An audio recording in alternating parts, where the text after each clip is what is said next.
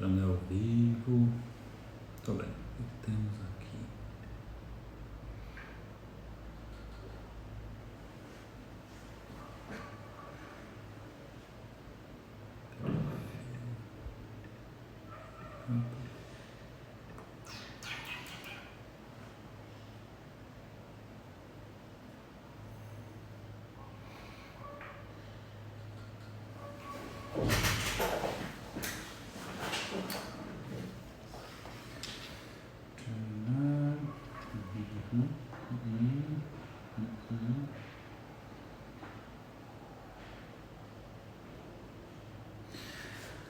Tudo bem. Boa noite aí para vocês. Eu vou falar que estão no seminário 8, mas antes eu vou fazer uns aquecimentos. Boa noite. Sinoim. Lilanza, boa noite. Boa noite. Psiquistela, boa noite. Estamos aí. Tudo bem. Daniel, boa noite. Laís, Marisa, boa noite. Opa! Mari Bosco. Mando João Bosco. Jéssica, Emanuel, Laís. É isso aí, vamos trabalhar, né? Porque o tempo está escasso. Então, o assunto de hoje é segunda-feira à noite, é seminário 8. Ainda que isso possa ter algumas variações de ser seminário 8. Porque eu vou seguir o livro, obviamente, mas às vezes eu vou fazer umas passagens para outras coisas, vou usar outros temas também, enfim. Mas em tese eu estou seguindo aí o seminário 8, estamos lá na parte do Fedro, falamos disso na semana passada e eu vou retomar desse ponto. Aproveitar que eu estou aqui, eu tenho tentado fazer outras lives menores, mas está muito escasso tempo, tanto é quem está me mandando mensagem, cabelinho na régua, é que está acabando, Giovana, o cabelo está acabando, você tem que descobrir o que fazer com ele. Mas 2, 3 anos eu estou careca, então tem que aproveitar o que tem. Então tenho tentado até achar horários, ainda não consegui. Então quem me manda mensagem sabe que eu estou demorando muito para responder, porque não dá tempo. É muito atendimento, os cursos, preparar aula, preparar curso, preparar não sei o que, blá, e aí não dá tempo. Só 2 comentários rápidos aqui, acho que vale a pena antes de começar, que eu fiz uma postagem falando aqui, né? Fácil amar a humanidade, difícil amar o próximo. Eu gosto muito dessa frase, né? Que não é essa. Eu coloquei uma situação do Dostoiévski, mas a frase é fácil amar a humanidade, difícil amar o próximo, não é dele essa frase exatamente, essa primeira. Eu já vi sendo atribuída a Nelson Rodrigues, a tantos outros aí, mas é mais ou menos nós, né? Nós estamos aqui, a gente se emociona com problemáticas que estão passando na TV, mas a gente não olha para problemáticas da nossa rua. Então, é muito digno da nossa luta, do nosso cuidado, do nosso carinho, quem está muito distante, mas a gente esquece. Tá vendo? Isso me lembra um episódio da Peppa Pig, em que eles vão viajar para um lugar para ver a natureza, alguma coisa assim. E aí eles estão no meio de um acampamento e o Papai Pig pega uma televisão para ficar assistindo um documentário sobre pássaros. E nisso, tem uns pássaros chegam perto dele e falam assim: sai daqui, sai, esses pássaros malditos, não deixa assistir esse vídeo sobre pássaros. E é isso, né? Acho que é importante, uma série de coisas que nós nos mobilizamos, mas a gente pode esquecer que você vai na padaria aqui perto, você vai ter pessoas que estão em situações difíceis, vai para tudo quanto é lugar, e a gente faz muito esforço para algo assim que está bem distante do que está próximo, acaba enrolando. E aí tem isso, né? Uma humanidade, mas me admiro de mim mesmo. Quanto mais uma humanidade em geral, menos amo os homens em particular, ou seja, separados, como pessoas isoladas. Mal a pessoa se aproxima de mim e eis que sua personalidade já esmaga meu amor próprio e tolhe minha liberdade. Isso aqui é muito legal, né? Em 24 horas posso odiar até o melhor dos homens. Que é, né? Meu amigo falou uma coisa que vai te incomodar alguns, mas vamos lá. Este por demorar muito a almoçar, aquele por estar resfriado e não parar de assoar o nariz. Quanto mais odiava os homens em particular, mais ardente se tornava o meu amor pela humanidade em geral. É isso aí, né? Como você tem aí a galera que defende uma religião de forma fervorosa e tá pouco se ferrando pro dia a dia das pessoas, né? As pessoas com necessidade, mas vão lá e entram com aqueles olhos revirando de vamos ajudar e vamos não sei o quê. Vai, né? Ajuda, mas também ajuda a rua aí da sua, né? Onde você mora, faz umas coisas por aí também, né? Acho que é importante. E a outra postagem que eu fiz, que você vê que uma pessoa respondeu legal, né? Que eu falei, o sintoma é o sexo dos neuróticos. Isso aí foi preparando aula e que eu me deparei com essa ideia, né? E essa ideia é uma ideia que eu vi essa frase também atribuída ao Nelson Rodrigues, depois eu vi com o Bukowski, que eu já nem sei de quem é essa frase, mas eu vi o Lenin, a primeira vez que eu vi essa frase foi o Lenin falando, que fala que o poder é o sexo dos velhos, uma coisa assim, né? O poder é o sexo dos velhos. Que é isso, né? Você vê aquele monte de gente lutando por poder é porque é a forma de sexo ali, a forma neurótica, né? E aí eu coloquei o sintoma do sexo dos neuróticos, que tem uma coisa parecida que o Freud fala no caso Dora, né? Estava preparando aqui o material pessoal do curso Freud, Teoria Clínica, não, Freud, Teoria, Prática de Casos Clínicos, estava passagem pelo caso Dora e estava lá, né? O neurótico e as suas fantasias, né? Sempre o seu sintoma tem uma fantasia sexual. Depois que eu coloquei o sintoma é o sexo dos neuróticos, né? Então o neurótico fica ali e até uma amiga minha perguntou, explica isso aí, esse post, como é que fica? E é isso, né, cara? O neurótico é o cara que vai ter prazer em contar os centavos, que vai ter prazer em ficar naquela porcaria, vou ou não vou, faço ou não faço, compro ou não compro, entro ou não entro, caso ou não caso, tem filho ou não tem filho, faço não sei o que, sei lá. É a pessoa que vai ter o prazer de quebrar o barato de todo mundo, vamos combinar as coisas, não vai dar, mais uma vez eu estou mal, não sei o que. Então são formas aí, né? A pessoa, eu sempre falo assim, né? Nas brigas que eu tenho, quando eu tenho briga com alguém, brigas de discussão, assim, cara, como você gasta, né, libido com esse assunto, com esse tema, assim, como fica nessa coisa. Então, é essa forma, né? É o sexo neurótico. O sexo neurótico é essa coisa chata, essa coisa assim, gastar tempo e dinheiro com aquilo que não precisa, né? Aí pode vir alguém e perguntar assim, tá, então como é que sai disso? O que eu posso fazer no lugar disso que é melhor? Aí eu digo, não tenho a menor ideia. Então, como não tenho solução, a não ser dizer assim, vá fazer análise assim, você para de ficar neurotizando e neurótico com as pessoas e vai endereçar a sua neurose para um analista, né? Mas faça com um analista legal, pessoa estudada, não nesses cursos aí de última hora que a pessoa se forma em pouquíssimo tempo e não tem contato com experiência nenhuma, supervisão. Muito cuidado com isso. Muito bem, depois dos recados dados, obrigado aí. Eu vou entrar aqui num texto, porque eu, além de trabalhar o seminário 8, eu quero mostrar um pouco como é que eu faço para estudar os textos, né? Porque não é de simples eu Lacan. Por mais que eu já vi postagens dizendo que Lacan é simples, cara, não é simples. Isso daí, para dar um exemplo como não é simples e tem um engano aí até de má fé quando a gente fala que é simples, por mais que eu já dei curso falando assim, Lacan é fácil, galera. Claro que não é, né? Teve um livro que eu comprei e depois eu entendi a lógica como eu fui burro, né? É de um cozinheiro, Oliver não sei o que, não é aquele francês que mora no Brasil, é outro cara, que o cara fez assim, cozinha em 30 minutos, alguma coisa assim. Aí o que ele fez? Ele lançou um livro com receitas para você fazer em 30 minutos. Eu falei assim, agora que eu vou cozinhar, que é uma beleza. E aí eu fui ler, eu comprei o livro, empolgado. E é burrice, né? Pensa, né? Aí quando eu fui ver ali a descrição, o cara falou assim, eu peguei receitas que me agradam, e ele falou assim, e eu fui fazendo elas a tal ponto que eu conseguia resolvê-las em 30 minutos.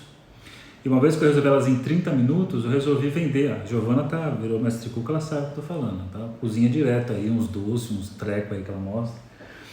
Então, o cara, mas pensa assim, ó, o cara que é cozinheiro há 30 anos, pegou certas receitas e treinou e otimizou ao ponto de conseguir fazer as receitas em 30 minutos. E esse livro é uma enganação, porque você não vai conseguir fazer em 30 minutos. Está dizendo assim que um cara com 30 anos de cozinha, ele otimizou a tal ponto que ele consegue fazer em 30 minutos. É óbvio que eu não vou conseguir fazer em 30 minutos. Então, quando alguém fala assim, Lacan é fácil, não é fácil. Não é mesmo, cara. É fácil depois que você ficou 20 anos, 10 anos, lendo pra caramba, assim, tá, isso aqui é fácil, isso aqui é simples, isso aqui é tal coisa. Então, não é bem assim que... Tudo bem, não é impossível, apesar de ter uma galera que transforma no impossível, mas não é fácil, né? Eu sempre lembro desse cozinheiro que eu não lembro o nome. Você vê como eu peguei raiva do cara que eu nem lembro o nome dele. Mas, enfim. Retomando aqui a questão do seminário 8, fala sobre amor e transferência. Então eu quero estudar aqui com vocês por uns tempos, vamos ver. Como diz o netinho de Paula, que seja eterno enquanto dure, né? Que não é ter essa frase, obviamente. Vinícius de Moraes. Vamos seguir aqui, vamos ver quanto tempo vai durar o nosso seminário 8. Porque eu tenho algumas modificações. O seminário 8 acho que sustenta, eu estou pensando em outras coisas para vídeos e algumas coisas assim, pensando no meu tempo atual. Está uma escassez de tempo muito grande e eu tenho várias coisas a me dedicar, então é isso aí. Então o que eu fiz? No livro a gente está no capítulo 3, se eu não me engano, que é o capítulo que fala do Fedro. Então você já deve ter lido o Fedro. Se você não leu, vai lá no Telegram, no meu canal, Saulo Durso Ferreira Psi. Vai em arquivos, clica e baixa lá o banquete, lê um pouquinho do Fedro. Pega lá o seminário 8, lê o capítulo referente. Não entendi nada, mas se arrisca, leia, tente. Tá? E eu fui avançando com vocês. Porém, eu achei na semana passada, procurando assim, alguns textos para me ajudar na leitura, que isso eu sempre faço. Quando eu vou estudar um capítulo, algum tema, você às vezes pega uns negócios que você não faz ideia do que é. Nesse caso, tudo bem que está mais tranquilo, assim, né? Porque eu indiquei para vocês o livro do Mustafa, que tem um resumo. Mas tem algumas coisas que eu acho legal procurar, porque eu gosto de ver outras pessoas falando. Acho muito legal. Por exemplo, recentemente, o Christian, acho que foi essa semana, né? O Christian Dunker, ele fez um vídeo falando do seminário 1. Cara, que incrível! Ele falou do seminário 1 em 10 minutos. Eu falei, caramba, que coisa linda, sintética, didática, perfeito. Muito legal. E já escutei outros falando, né? Você pega o Welson falando, era sensacional. Ele explicando psicanálise é uma coisa incrível. O Richard Siman, que também tem um conhecimento profundo em epistemologia, o Luiz Cláudio Figueiredo. Então, assim, depende de quem fala, você tem, assim, coisas que soam de formas bem diferentes, bem interessantes. Ana Laura Pacheco, lá no Fórum do Campo Lacaniano, aberta, né? A Sandra Aberta explicando, falando de objeto A, é muito legal. Então, por mais que você já saiba, é legal você escutar outras pessoas falando. E numa dessas buscas aí, eu cheguei num site que eu chego várias vezes quando eu busco coisas, que é um site chamado Opção Lacaniana Online. É muito legal. Eu, particularmente, eu gosto muito, porque eu normalmente encontro textos muito bons, né? Quem falou o seminário 1 em 10 minutos foi o Christian Dunker. Ele vai fazer uma série falando de todos os seminários nesse mesmo formato. Muito legal mesmo, assim. Muito legal. Então, é um texto chamado A Metáfora do Amor, a Elizabeth Siqueira. Fácil de achar, se você colocar no Google, a Metáfora do Amor, Lacan, vai aparecer lá, opção lacaniana, você clica e entra. Se quiser, eu mandei o link lá no grupo do Telegram, é só você entrar. O que eu vou fazer aqui? Hoje eu vou seguir alguns pontos que eu peguei desse texto dela, que é um texto que ele vai bem no momento que nós estamos no seminário, né? Que é o momento da fala da metáfora do amor, onde se produz a metáfora do amor, que eu até dei uma introdução na semana passada, falando aqui do discurso do Fedro. Então aqui, Metáfora do Amor, Elizabeth Siqueira, traz aqui uma citação logo no começo, muito legal para pensar aqui em psicanálise. O problema do amor nos interessa na medida em que vai nos permitir compreender o que se passa na transferência. Então, lembrando aí que tem, né, o fenômeno da transferência. Curiosamente, estou preparando aqui o curso do Freud, e aí você tem o caso Dora, que é um caso muito legal de você estudar, de passar assim, passo a passo, o que o Freud entendeu. Porque o caso Dora é uma história de amor, que a coisa vai se modificando de lados, Você tem aí a Dora, no primeiro momento, pedindo para o pai se separar da senhora K, não, melhor, de cortar relações, e aparentemente ela não sabe que existe um caso entre eles, mas ela sabe. E aí tem isso porque foi motivado por uma coisa que o Sr. K falou para ela, então tinha ali também umas investidas do Sr. K para ela, que em determinado momento ela não topa mais. E aí você não entende por que ela fica puta da vida com o Sr. K. E aí então o pai da Dora procura Freud, assim, faça minha filha parar de encher meu saco para eu parar, para eu abandonar a Sra. K. Então é ali um jogo de amor muito interessante, é uma rotatividade.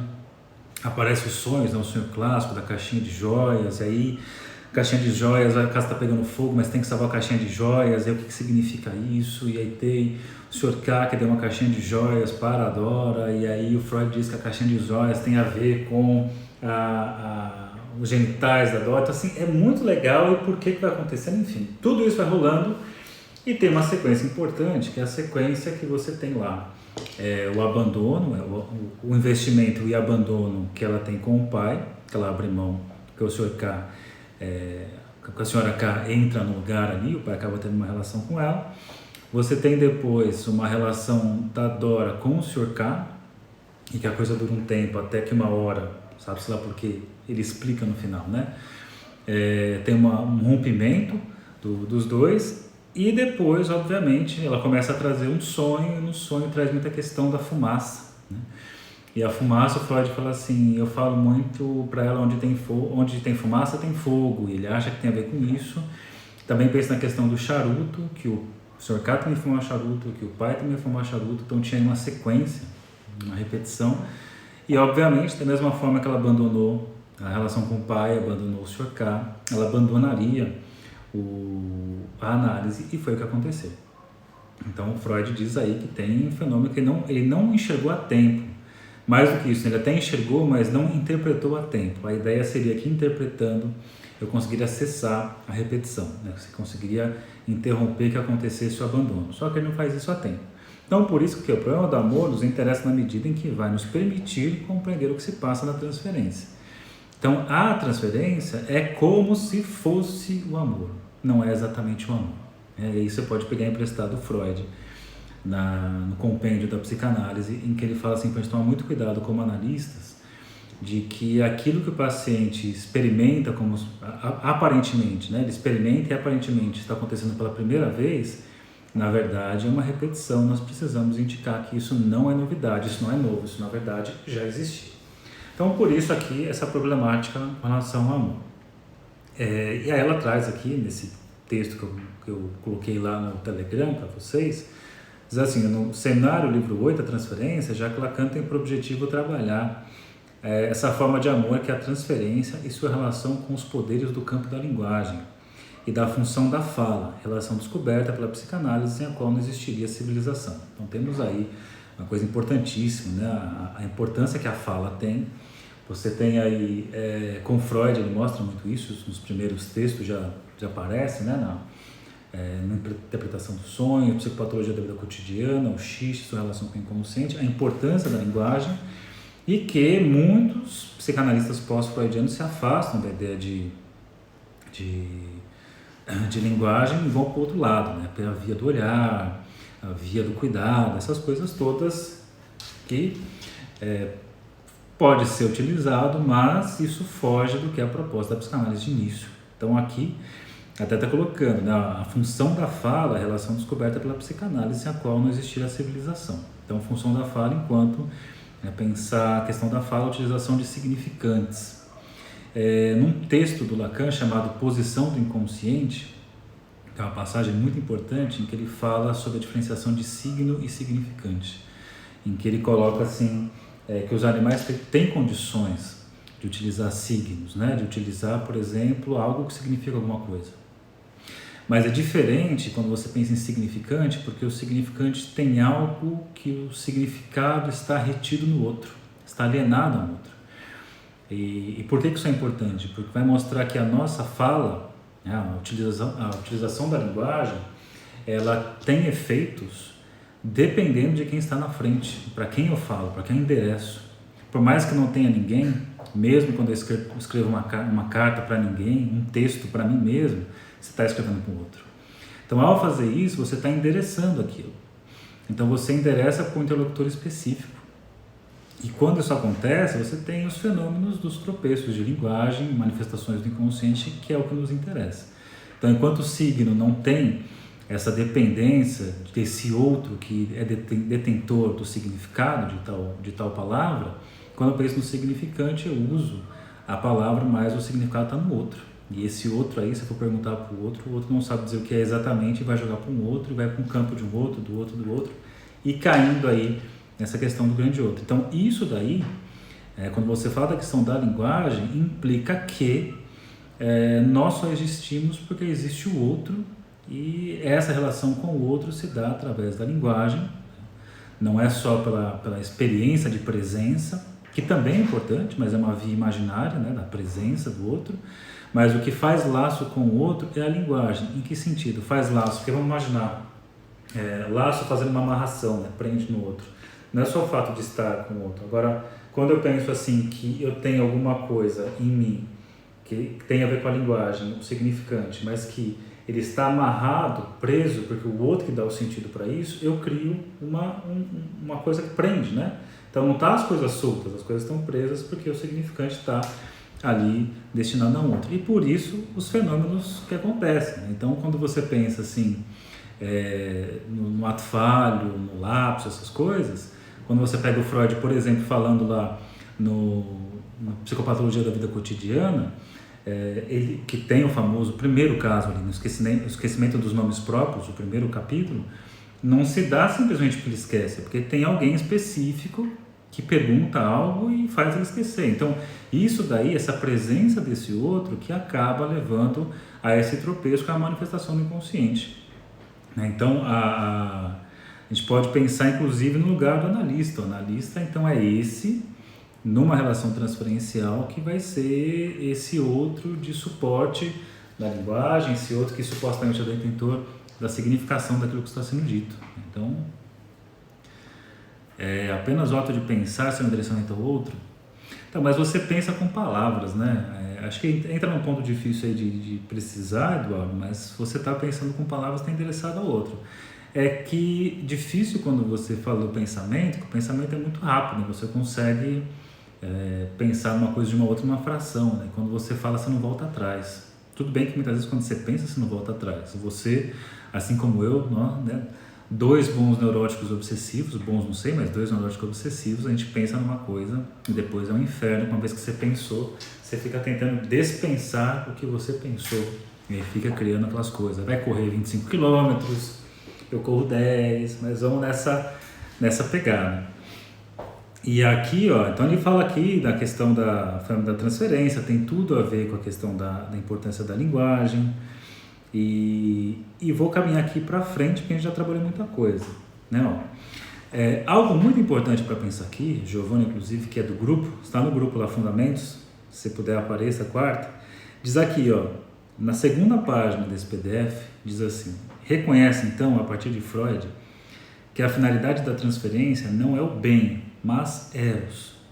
Uma coisa que eu adorava fazer quando dava supervisão era começar na rodinha de alunos, pessoal, então, vocês aqui, parabéns, estão na clínica, que legal, não sei o quê. Na verdade era um inferno, era um puta calor, não tinha ventilador na sala, mas era legal. Isso daí, o esforço para lembrar é a vontade de esquecer, isso é Los Hermanos, né?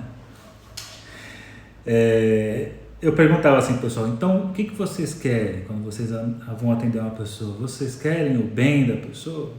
Queremos, todos emocionados. Muito bem, e o que é o bem de alguém?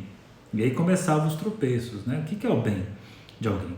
Eu quero o bem daquela dona de casa que buscou análise, o que é o bem dela? Ou aquele outro que está lá numa situação de não sabe se larga o emprego ou não, o que é o bem aí? Estou numa relação difícil com minha esposa, com meu marido, o que eu faço? O que é o bem aí? Então é muito perigoso essa questão do bem, porque esse bem pode significar o bem do ponto de vista do analista, né? E essa questão do bem, então, sempre leva ao pior normalmente. Sempre falo isso, que as piores atrocidades da humanidade geralmente são feitas dizendo é para o seu bem, né? Isso, inquisição fazia para o seu bem, ó, isso aqui é para o seu bem, você não aceita aqui a nossa religião, então nós vamos te matar pelo seu bem, porque se você vai ter a chance de morto ser redimido. Então umas coisas absurdas. Então o que nos interessa é o que está para além disso, Eros. E aí Eros, né, em toda essa imprecisão do que será que é Eros, mas não é o bem, você pode ter certeza. A gente poderia pensar a partir do seminário 7, o que nós queremos aqui é a questão do desejo, que o paciente deseje, né, e sustente esse desejo. Mas no caso do seminário 8, que fala sobre o amor, você tem aqui que o que se quer, no caso, é Eros. Nesse contexto, o bem do outro não é o que mais importa. O analista não está na experiência analítica para o bem do seu analisante. Entenderam, criaturas? Mas para que ele ame. Então, para que ele, a partir do lugar do amado, Erômenos, lembram disso lá do seminário 8? Aceda ao lugar daquele que ama, Erastes, com a finalidade de convocar a posição subjetiva daquele que ele fala, né? Isso aqui, enxergando aqui, ó, a partir do lugar do amado, aceda ao lugar daquele que ama. Então ele fica no lugar de ser causado pelo desejo do outro, o outro quis isso de mim, é isso que meus pais esperam de mim, é isso, oi Flora, é isso que meus pais esperam de mim, isso que a sociedade espera de mim, é isso que não sei quem espera de mim. Temos essa posição. E meio que a inversão é assim, tá, mas o que você quer, criatura? Você está falando que os outros querem, né? Assim, você vê como o mundo não tem o que fazer. O mundo não tem tanto o que fazer que fica querendo coisas para você, né? Querendo coisas para você e por você. Então tá bom, aí você acha que é isso. E aí vem a inversão. Você diz que é o que os outros querem, mas você quer o quê? Né? Que é uma coisa muito característica da análise. A característica da análise que é fazer as coisas por obrigação, fazer as coisas por desejo, diferenças nesse sentido. A gente pode começar a pensar então para que ele, a partir do lugar do amado, Erômenos, né, o amado, o libidinizado, o serzinho narcísico, libidinizado pelo outro, aceda ao lugar daquele que ama, abrir mão do seu narcisismo e ter coragem de investir a sua libido no objeto, né? Então, arriscar a amar. E aí você vê todas aquelas coisas clássicas neuróticas, lembrando, né, o sintoma como sexo do neurótico. Eu não vou fazer nada enquanto não tiver certeza de alguma coisa. Eu não posso perder nada. Eu não posso gastar o dinheiro meu, eu vou gastar só o dinheiro do outro. Eu não posso falar nada pro outro, porque é o outro. Aquela coisa meio avarenta, neurótica, de não querer perder nada, né? Que é esse lugar aí de ficar sem querer investir sua libido em alguma coisa. Essa substituição para Lacan, a mola da transferência, essa passagem, né? A sua condição de possibilidade e base necessária à instalação da experiência analítica. Lacan encontrou no Banquete, obra de Platão, dedicada ao amor, a estrutura da qual se serviu para esclarecer a confusa estrutura da transferência proposta pelos seus contemporâneos, adeptos da psicologia do ego. Quem é a turma da psicologia do ego? Um cara chamado Hartmann, um cara chamado Lowenstein, que por acaso foi o analista do Lacan. Você tem ali a Anna Freud, meio que encabeçou o movimento, e alguns livros colocam que Freud está dentro da psicologia do ego. Você vai achar isso, por exemplo, no Gabbard, que é um livro que eu gosto muito, mas eu acho que tem essas roubadas aí que realmente não são assim. Provavelmente esqueci o nome dele agora, do Zimmermann, talvez esteja lá, mas enfim. Então, a psicologia do ego, que praticamente reduziam os fenômenos contratransferenciais, né?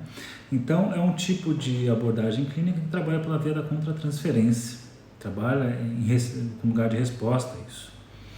Leitor atento dessa obra de Platão consegue, com ela, produzir um clarão nesse até então bem obscuro terreno.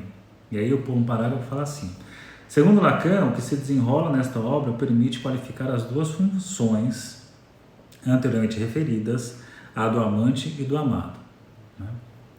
Eu não gosto de perder nada. Aí eu morrer levar tudo pro caixão. E quando dá pro outro é merda, né? Que é a posição obsessiva. Nada pro outro, mas quando vai dar pro outro eu vou dar tudo e tudo é merda. Com todo o rigor que a experiência analítica é capaz. Para ele, olha só, Aí para ficar fácil, porque você vai ler o Lacan, a coisa não está muito fácil. Aí você vê alguém que vem lá e dá uma cortadinha, pega lá aquele monte de carne misturada e consegue tirar um filé mignonzinho aqui, ó, tó, leia aqui.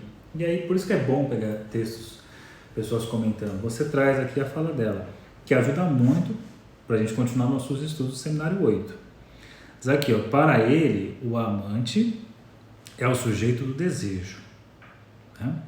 E o amado é aquele que nesse par possui alguma coisa, tá bom? Então, um é o sujeito do desejo, o outro tem alguma coisa nele que é desejada. E obviamente que vai dar desencontro, porque não sei se alguém aí está apaixonado, está amando, mas quem está em um relacionamento real, sem ser um relacionamento alucinado, sabe que aquilo que você ama no outro é aquilo que a pessoa não tem, assim como aquilo que essa pessoa ama em você é aquilo que você não tem. Isso dá um puta desencontro, e aí fica o casal assim, mas você não consegue entender o que eu falo, assim, mas eu estou falando com palavras simples, veja só, eu quero isso, mas não vai, né? Não vai porque temos o desnível aí da significação da linguagem. Você tem aí, cada um de nós tem uma organização, tenta enxergar assim, né? É como se fosse um contexto. Eu posso falar assim, aproveitando o assunto Imagine que a cabeça de um é composta de palavras como uma Bíblia, ou como um livro sobre liturgias católicas.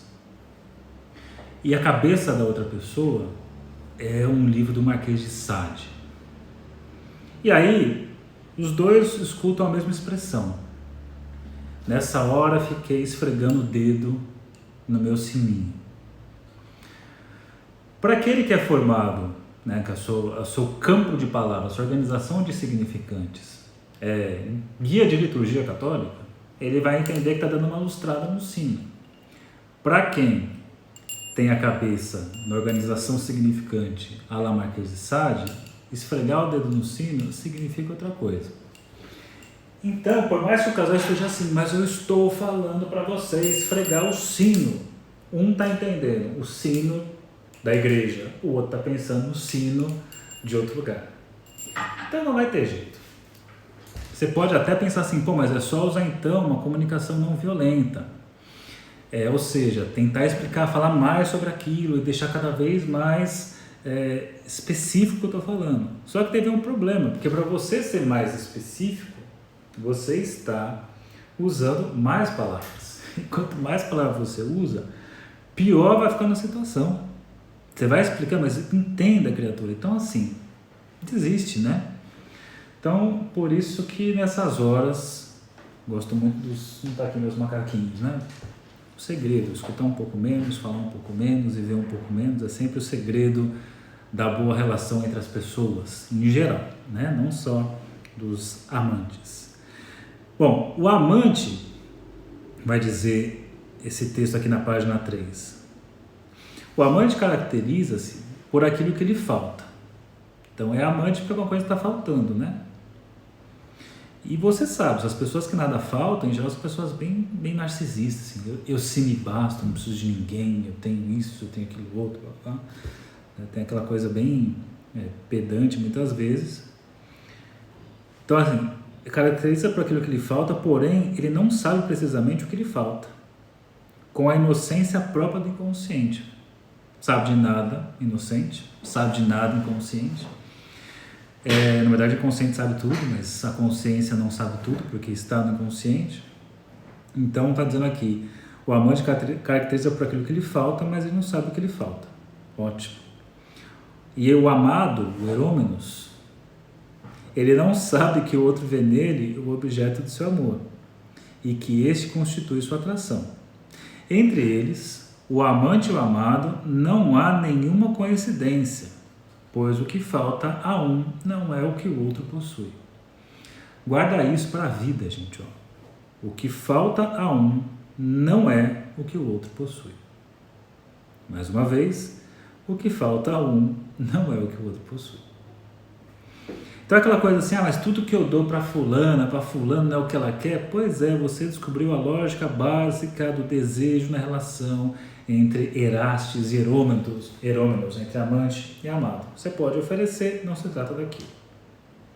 Mas se não oferecer também, vai ficar a queixa. Então ofereça, porque tem lá o ato, né, a coragem de oferecer isso. Depois, por um parágrafo, fala assim, o amor com relação de objeto diz respeito ao campo do imaginário. Imaginário, um dos 3 registros, real, simbólico e imaginário, é o registro do narcisismo, o registro que a turma da psicologia do ego adora e a escola britânica adora, que é aquela parte da psicanálise que explica tudo, sabe de tudo, que vai dizer, você é assim porque na sua infância aconteceu tal situação, aí chega naqueles absurdos, então quem tem tal característica na infância passou por isso. Não, né? Aí cairemos numa ontogênese, seria muito mais fácil a nossa vida se fosse assim, mas não é, mas cairemos num determinismo muito tosco, né? Então, o amor com relação de objeto, como relação de objeto, diz respeito ao campo do imaginário. Por isso, Lacan propôs uma solução simbólica, que é a saída pelo significante. Lembrando que no significante você não consegue fechar no sentido, porque o significante tem a própria estrutura de alienação, porque uma parte está num sujeito, outra parte está nesse outro, né? Em quem supostamente está o significado aí desse significante. Beleza. Aí diz aqui mais para baixo, ó, o amor como significante é uma metáfora, né? Uma metáfora, olha que legal. Posto que metáfora é substituição. Eu não consigo entender o Lacan quando fala de metáfora e metonímia. Entendo assim, metáfora é uma substituição. Você pode colocar uma coisa no lugar de outra.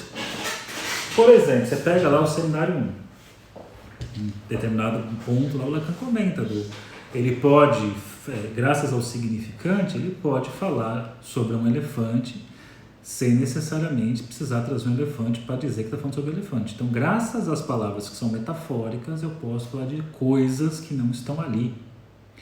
Se a gente for pensar, o amor tem dessas, né? É uma forma metafórica de falar. Lembra que a gente falou nos encontros que só os mentirosos podem falar dignamente do amor, alguma coisa assim? No sentido de que pessoas concretas, né? Pessoas concretas amando um pé no saco. Pessoas, tipo aquele no filme, esqueci o nome lá, Entrando numa Fria, que o Robert De Niro é o pai da noiva, o cara é frio pra caramba, quadrado no pensamento, literal, o saco, né? Então, pessoas muito racionais, é muito chato, porque explica tudo pela sua racionalidade.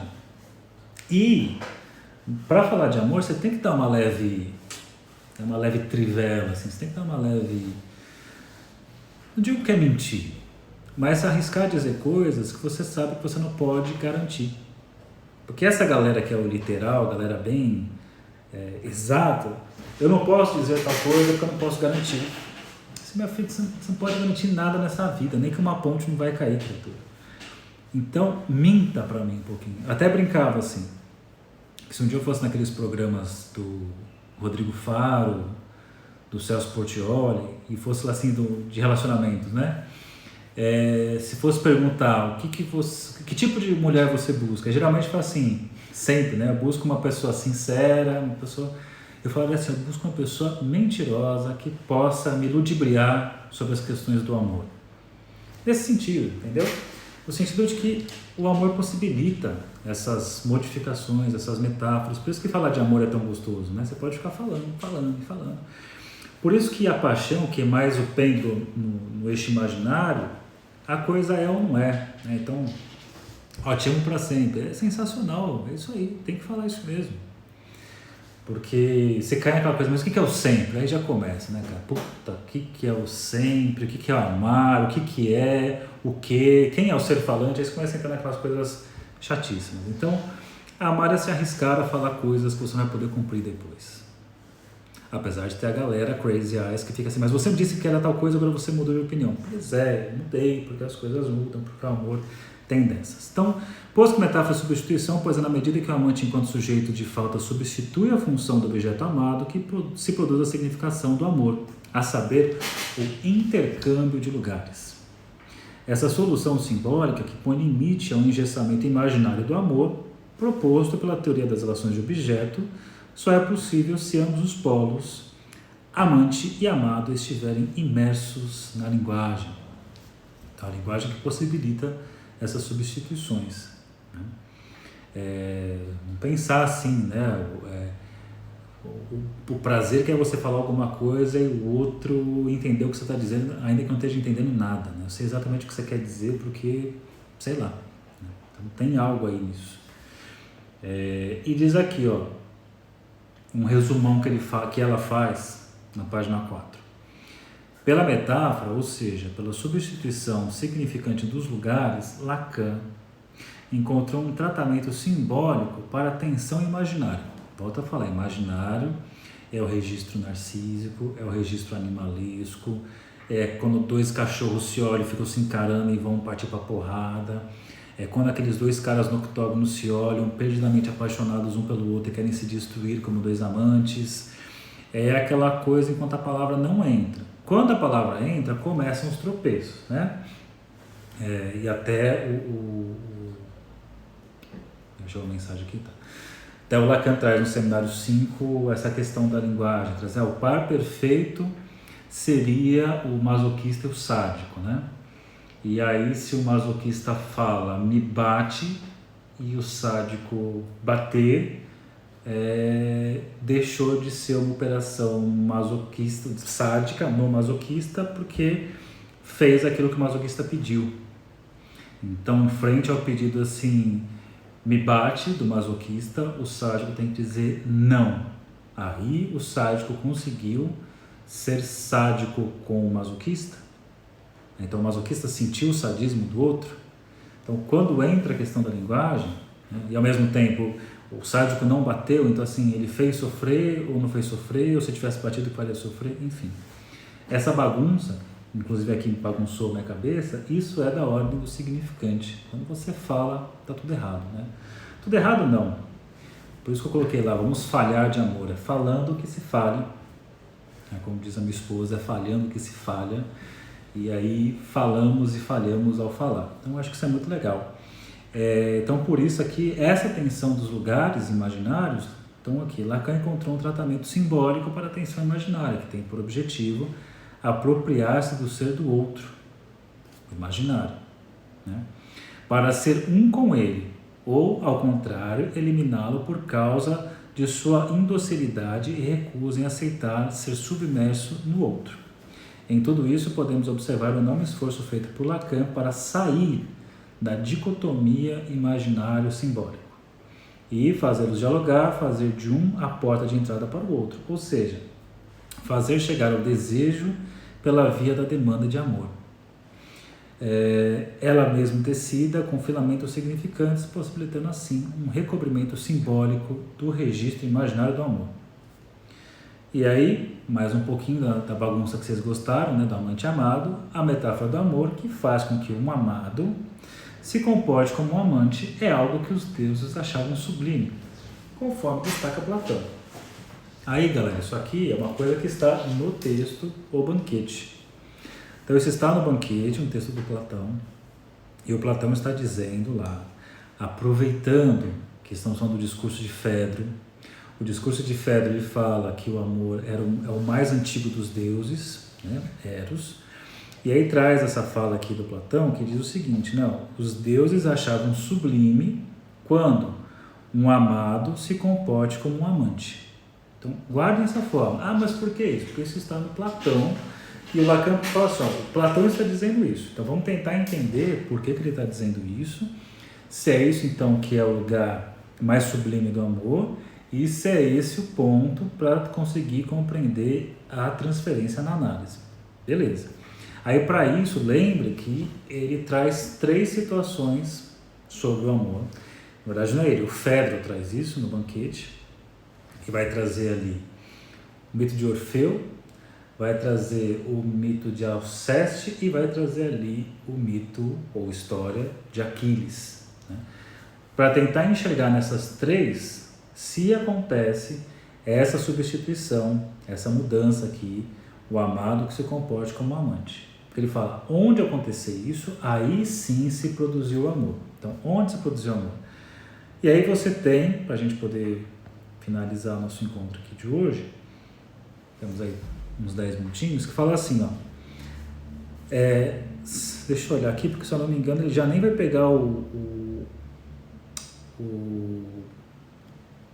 Orfeu, porque o Lacan já descarta o Orfeu. Fala, Orfeu não foi nada disso, né? Orfeu não foi nem um pouco essa troca de lugares. Orfeu foi buscar a sua amada no Hades e foi enganado, então ele não conta. Então ele vai aqui no texto, ela pega os pontos que o Lacan enfatiza no Seminário 8, no capítulo sobre metáfora do amor, discurso de Fedro, em que traz aqui Admeto e Alceste.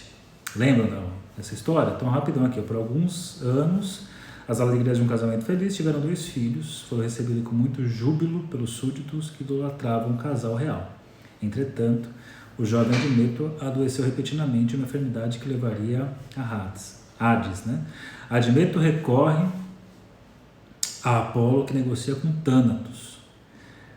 Este só aceita poupá-lo da morte se alguém se oferecer para morrer no seu lugar. E aí, como o Admeto é um cara muito legal, fala assim, vai ser fácil, né? Todo mundo vai querer morrer no meu lugar. E ele quebra a cara, porque não é que fala assim, galera, eu posso morrer, mas se alguém morrer no meu lugar, eu não morro. Quem topa, quem vai, e ninguém vai, nem os pais dele vão. Então, porém, ninguém aceitou substituí-lo na morte, nem mesmo seu pai ou sua mãe, que já eram bastante idosos. Ao saber de tal condição, sua doce e jovem esposa aceita voluntariamente substituí-lo, alegando que não poderia seguir vivendo após a morte do marido. Então, Alceste, ela topa morrer no lugar do marido, né? Admeto chorou de gratidão e suas lágrimas se misturaram às delas num tocante cerimônia de adeus, interrompida por Thanatos para levá-lo. Admeto ficou inconsolável e não aceitou nem mesmo os pêsames dos pais. Vocês não quiseram morrer por mim, vão me dar meus pêsames? Presta atenção que vai ficar muito bom agora e vai ficar difícil, hein? Não pode perder o raciocínio aqui. Seu pai retrucava, dizendo amar muito a vida, etc e tal, beleza. O invencível Hércules, comovido com a tragédia que envolveu o casal, enfrentou corajosamente Hades e conseguiu trazer a rainha de volta. Admeto ficou radiante, mas Alceste voltou muda, jamais pronunciou nenhuma palavra. Veja aí que Alceste trocou de lugar literalmente com o seu marido Admeto. Entendam isso. Trocar literalmente. Literalmente, né, é uma operação concreta, é uma operação que não é metafórica. Guarda esse raciocínio, tá? Porque a gente está falando metáfora do amor. Para ser metáfora, tem a ver com uma substituição, mas não literal, né?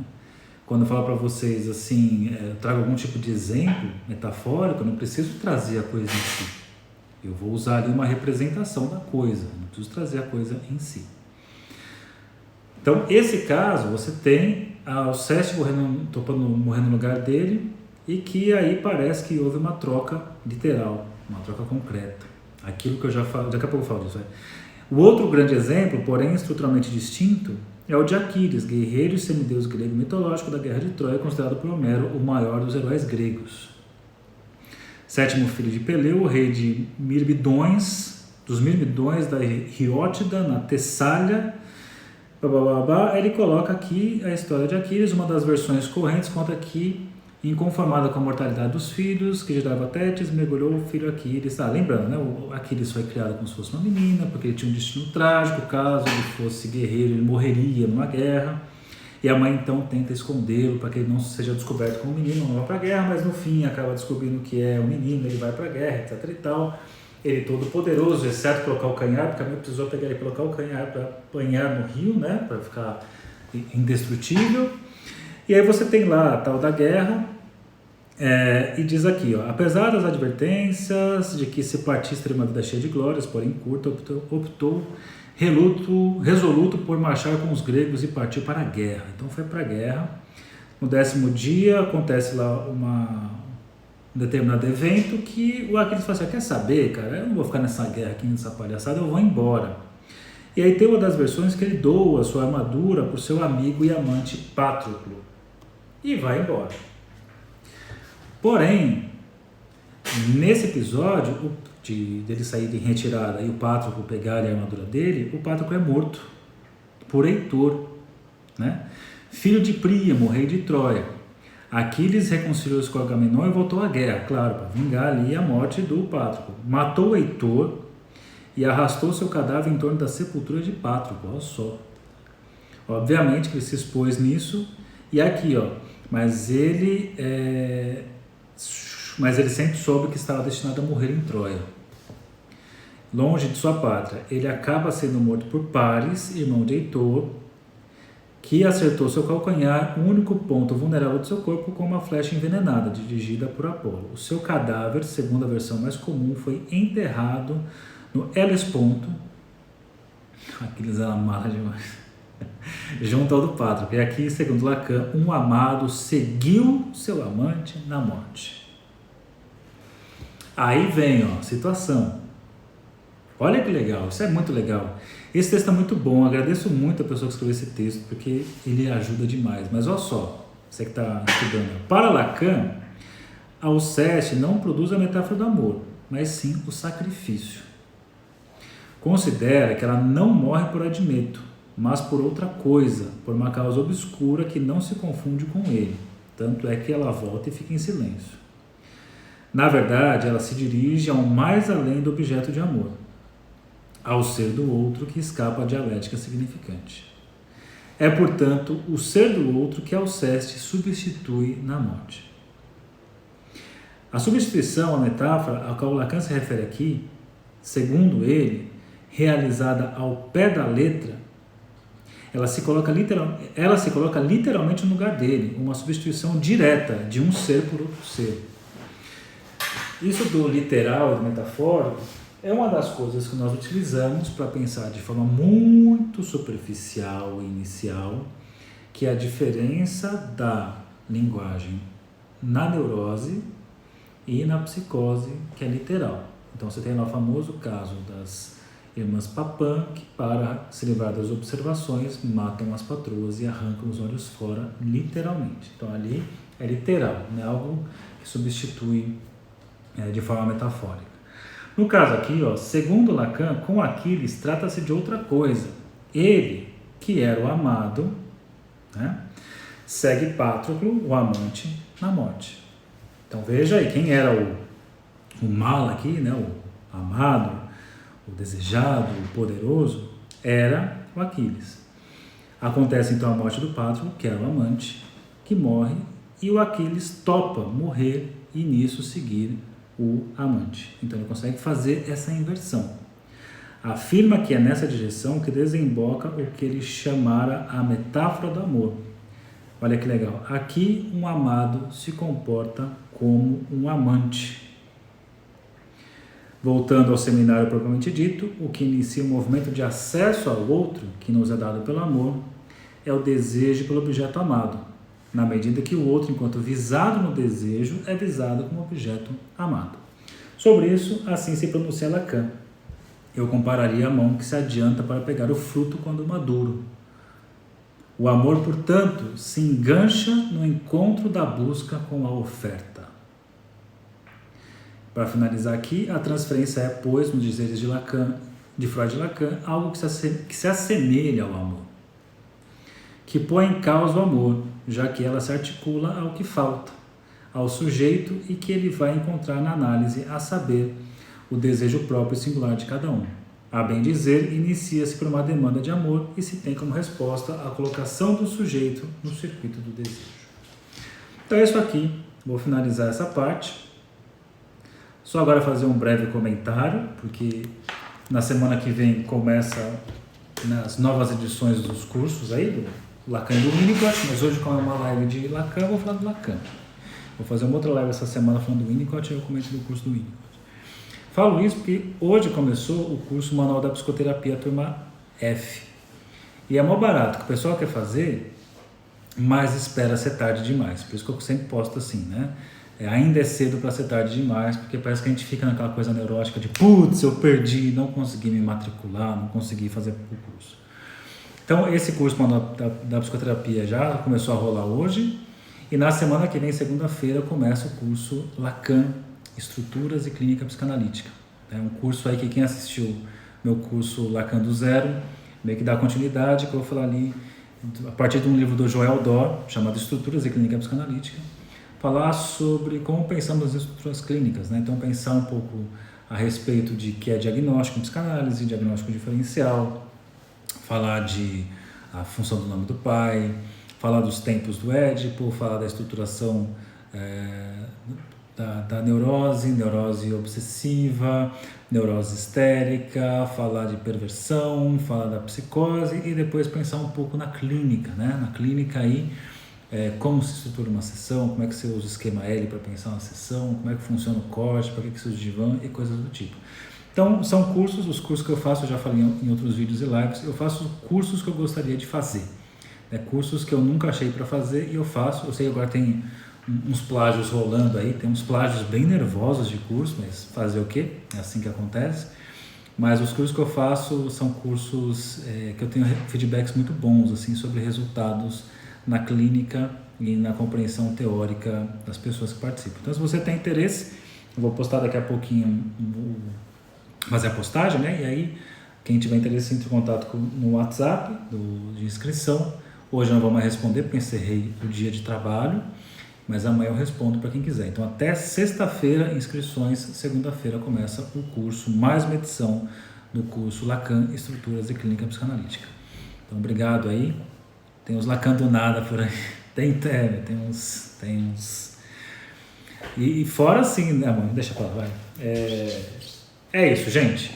Obrigado, viu? Pô, legal. Me familiar. Estou fazendo seu curso de Freud, aprendendo a quantidade de leituras e colocações que você faz. Obrigado.